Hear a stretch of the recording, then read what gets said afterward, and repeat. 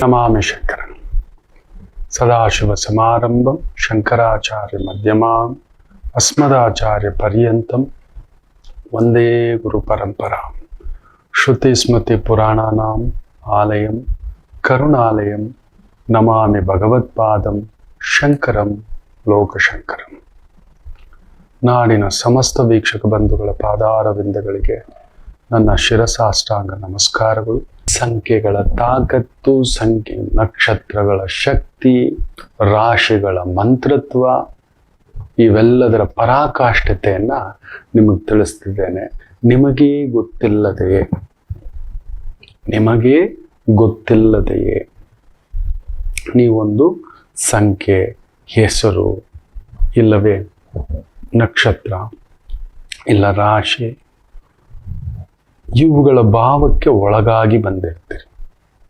ಯದ್ಭಾವಂ ತದ್ಭವತಿ.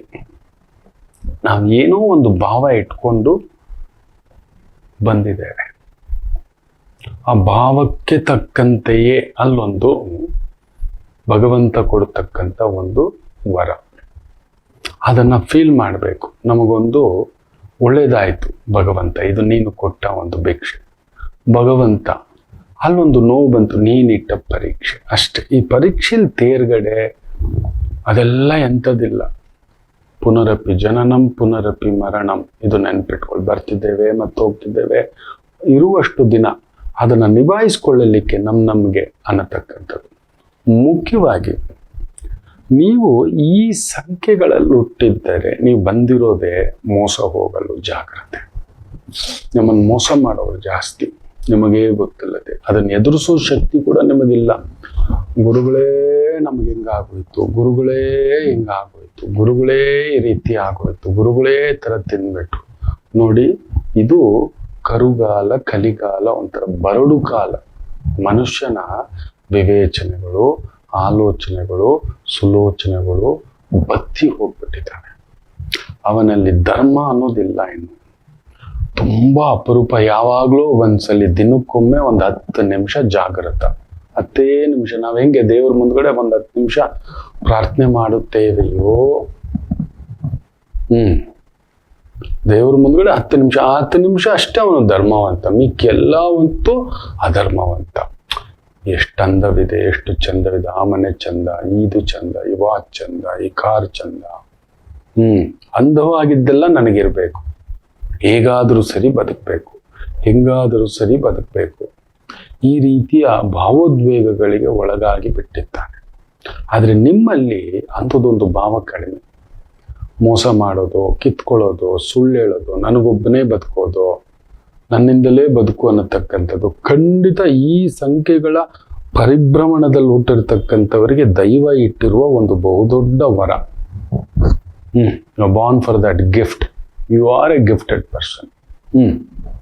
ಅದಿದೆ. ಬಟ್ ಸಮಸ್ಯೆ ಅದೇ, ನಿಮ್ಮ ಈ ಒಂದು ಅತಿ ಒಳ್ಳೆತನವೇ ನಿಮಗೆ ಬರೆ ಹಾಕಿಸ್ಬಿಡುತ್ತೆ. ಹೇಳಿದ್ರು ಕೇಳೋದಿಲ್ಲ. ಇಲ್ಲವಿಲ್ಲ, ಆಮೇಲೆ ಒದ್ದಾಡೋದು, ಕಣ್ಣಲ್ಲಿ ನೀರು ಹಾಕೊಳ್ಳೋದು, ಮನೋದ್ವೇಗಕ್ಕೆ ಒಳಗಾಗತಕ್ಕಂಥ ಪ್ರಭಾವ. ಮೊನ್ನೆ ಕೂಡ ಒಂದು ಜಾತಕ, ಗುರುಗಳೇ ಹಿಂಗೆ ಇಷ್ಟಪಟ್ಬಿಟ್ಟಿದೆ ಆ ಮಗು. ಗುರು ವಕ್ರನಮ್ಮ, ಅವಳು ಇಷ್ಟಪಟ್ಟಿದ್ದೆ ಕೊಟ್ಬಿಡಿ. ನೀವ್ಯಾಕೆ ಮೂಗು ತೋರಿಸ್ಲಿಕ್ಕೆ ಹೋಗ್ತೀರಿ? ವಕ್ರ ಅಂದಮೇಲೆ ಅದು ವಕ್ರ ಆಗ್ಬೇಕು. ವಕ್ರವಾದ ಹುಡುಗ, ವಕ್ರವಾದ ಜ್ಞಾನ, ವಕ್ರವಾದ ಬದುಕು, ವಕ್ರವಾದ ಜೀವನ ಅಲ್ಲಾಗ್ಬೇಕು. ನೀವ್ಯಾಕೆ ಅದ್ರಲ್ಲಿ ಮೂಗು ತೋರಿಸ್ತೀರಿ? ಬಿಡಿ. ಏನು ನೋಡಮ್ಮ, ಒಳ್ಳೇದು ಕೆಟ್ಟದ್ದು, ಚಿಕ್ಕ ಮಗು ಏನಲ್ಲ. It's your choice. You pick it up, you take it up ಅನ್ನತಕ್ಕಂಥದ್ದು ಮಾಡಿ ಆಕೆಗೆ ಫೀಡ್ ಮಾಡ್ತಕ್ಕಂಥದ್ದು. ಈ ಸಂಖ್ಯೆಯ ಪ್ರಭಾವವೇ. ಸ್ವಲ್ಪ ಹಠವಾದಿಗಳು. ನೋಡೋಕೆ ನೀವು ಸೈಲೆಂಟೇ. ಎಷ್ಟು ಸೈಲೆಂಟೋ ಅಷ್ಟು ವೈಲೆಂಟು ನೀವು. ರಾಮಚಂದ್ರ ವೈಲೆಂಟ್ ಅಂದರೆ ಇನ್ನೊಬ್ಬನ ಹೊಡಿತೀರಿ ಬಡಿತೀರಿ ಅಂತಲ್ಲ, ನಿಮ್ಮ ಸಿದ್ಧಾಂತಗಳಿಗೆ ನೀವು ಜೋತು ಬೀಳತಕ್ಕಂಥದ್ದು ಜಾಸ್ತಿ. ಒಂದ್ಸಲಿ ನೀವು ನಂಬಿಬಿಟ್ರೆ ಮುಗಿದೋಯ್ತು. ಭಾರೀ ಕಷ್ಟ. ಅದು ನಂದೇ, ಅದು ನಮ್ಮವರೇ, ಅದು ಏನು ಹೇಳಿದ್ರು ಕೇಳಲ್ಲ. ಯಾವುದೇ ಕಾರಣಕ್ಕೂ ನೀವು ಕೇಳಲ್ಲ. That is the biggest pain ನಿಮ್ಮದಾಗ್ತಕ್ಕಂಥದ್ದು. ಅದು ಸಂಖ್ಯೆ 2. 2ನೇ ಸಂಖ್ಯೆಯಲ್ಲಿ ಹುಟ್ಟಿದಿರಿ, 11, 20, 29ನೇ ತಾರೀಕಿನಲ್ಲಿ ಹುಟ್ಟಿದಿರಿ ಅಂದ್ರೆ ನೀವು ಹೀಗೆ. ನಿಮ್ಮ ಮುಗ್ಧತೆಯೇ, ನಿಮ್ಮ ತೀರಾ ಒಳ್ಳೆತನವೇ ಎಲ್ಲರಿಗೂ ಅಮ್ಮನಾಗುವ ಅಮ್ಮನಂತ ಹೃದಯ. ಅಮ್ಮ ನೋಡಿ,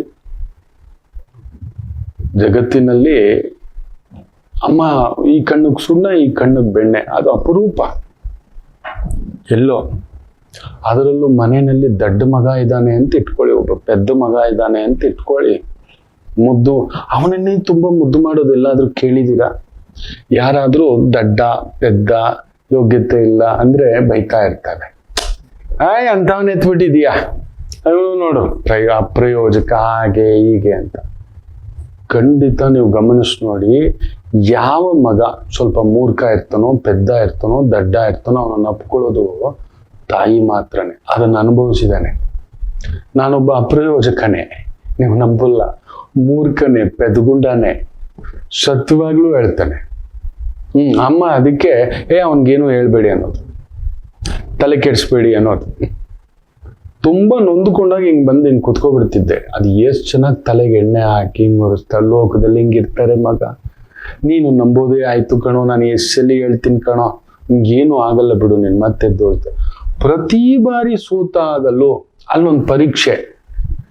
ಬೇರೆಯವ್ರಿಗೆ ಅದು ಸೋಲು, ನನಗದೊಂದು ದೊಡ್ಡ ಅಗಾಧವಾದಂತ ಒಂದು ರೀತಿಯ ನೋವು. ಅದನ್ನ ತಗೊಂಡ್ ಬಂದಾಗೆಲ್ಲ ಅಮ್ಮ ಅಪ್ಕೊಳ್ಳೋದು, ಬಿಡ, ಇಲ್ಲೇ ದುಡಿದ್ವಿ, ಇಲ್ಲೇ ಕಳೆದ್ವಿ, ನೀನೇನು ಶೋಕಿ ಮಾಡಿ ಕಳೆದಿಯಾ? ಇಲ್ಲ, ಇನ್ನೇನಾದ್ರು ಗುಜ್ರಿ ಶೋಕಿ ಮಾಡಿದೆ, ಬೆಟ್ಟಿಂಗ್ ಆಡದೆ, ಜೂಜ್ ಆಡದೆ, ಸಟ್ಟ ಆಡದೆ, ಬಾಜಿ ಆಡದೆ, ಕ್ಲಬ್ಗೆ ಹೋದೆ, ಪಬ್ಗೆ ಹೋದೆ, ಅವೆಲ್ಲ ಏನೂ ಇಲ್ಲ ಬಿಡ, 4 ಜನಕ್ಕೆ ಅನ್ನ ಇಡಬೇಕು ಅಂತ ಹೋದೆ, ಆಯ್ತು, ಇಲ್ಲೇ ದುಡ್ದೆ, ಭಗವಂತ ಕೊಟ್ಟ, ಇದಾಯ್ತು ಬಿಡು, ಯಾಕೆ ಕೊರಗ್ತೀಯ? ಅವ್ರೀಗಂದ್ರು ಇವ್ರೀಗಂದ್ರು ಅನ್ನತಕ್ಕಂಥದ್ದು ನಿನಗೆ ಬರೋಲ್ಲ. ಬೇಡ ಅಂದ್ರು ನೀನೆಲ್ಲೋ ಕೇಳ್ತೀಯಾ?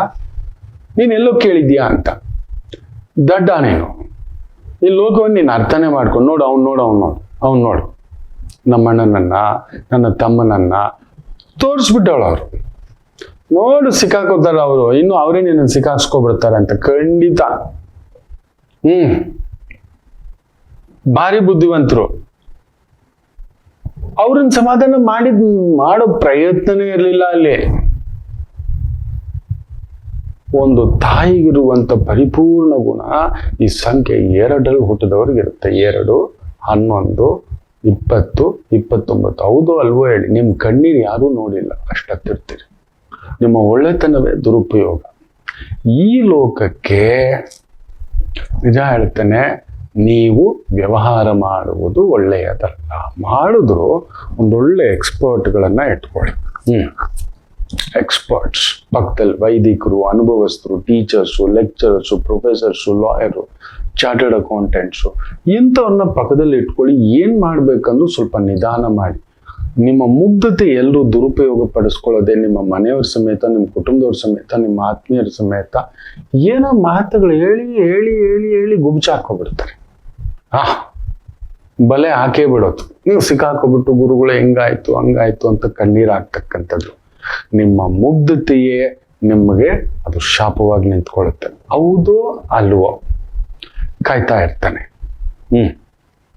ಎಷ್ಟು ಜನ ಕಮೆಂಟ್ಸ್ ಮಾಡ್ತೀರಿ, ಹೌದು ಗುರುಗಳೇ ಅನ್ನತಕ್ಕಂಥದ್ದು. ಒಳ್ಳೇದಾಗ್ಲಿ.